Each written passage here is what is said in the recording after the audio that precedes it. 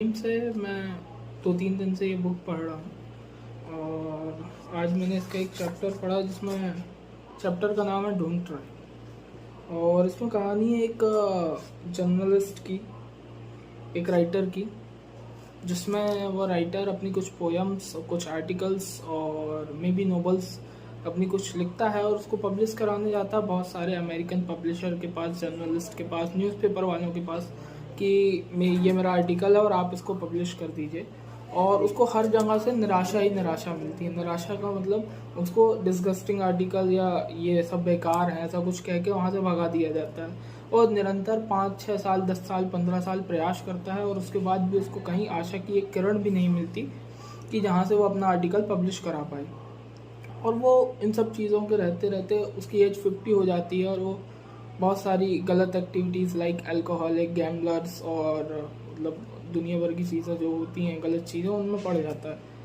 और लगातार उसका यही चलता रहता है। उसको पोस्ट ऑफिस में एक नौकरी मिलती है वहाँ पे पोस्टमैन की, और वो पोस्टमैन की नौकरी करता है और उससे जितना भी वेतन आता है उस वेतन का पूरा खर्चा अपना ये दुनिया भर के चीज़ों में लगा देता है।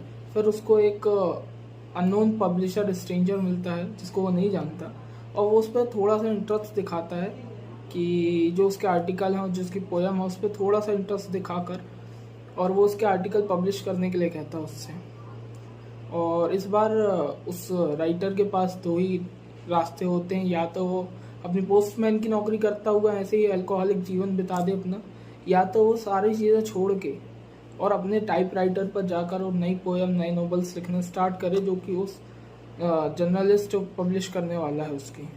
तो जो राइटर होता है वो दूसरा वे चुनता है और जाके अपने टाइपराइटर पर बैठता है और इस बार पूरी शिद्दत से नए नोवेल्स और नई पोएम्स लिखता है और वो जर्नलिस्ट उसको पब्लिश करा देता है। जर्नलिस्ट उससे ज़्यादा पैसे की बात तो नहीं करता कि मैं तुमको पैसा दूंगा या मैं ये दूंगा, लेकिन मैं इसको पब्लिश करा दूंगा। और जैसे ही वो पब्लिश होती है वो उसकी मिलियंस एंड ट्रिलियंस कॉपी पूरे अमेरिका में पब्लिश हो जाती हैं और सब लोग उस पर इंटरेस्ट दिखाने लगते हैं।